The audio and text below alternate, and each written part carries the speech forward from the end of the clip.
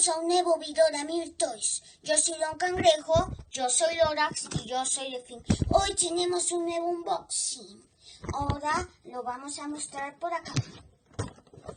Es Wolverine de Marvel. Recuerda que la otra vez ya hicimos un unboxing de Capitán América. Pues bueno, ahora tenemos a Wolverine, que es número 5 de la serie Marvel Universe. De hecho es Marvel y aquí solo podemos ver 4 personajes. Spider-Man, Iron Man, Wolverine, pues claro, y Capitán América. Aquí pueden ver este lado que dice Marvel, ahí dice Pop, y ahí dice aquí Wolverine. Y entonces es número 05. Ahora veamos. Vamos a quitar la caja. Y aquí está el Bobblehead. Muy padre, ¿verdad?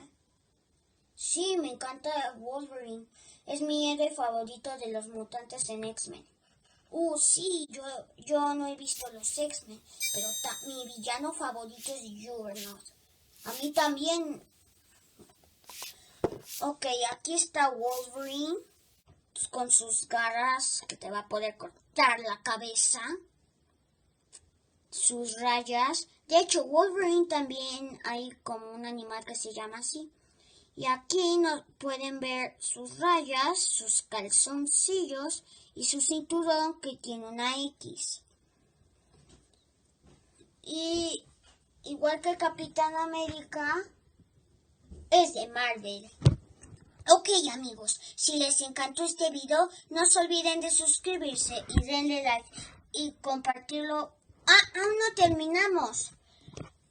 Aún nos faltan ver sus garras de acá, que no sé de qué se parecen.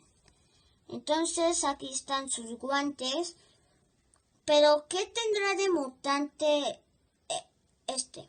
Ok, de mutante Wolverine.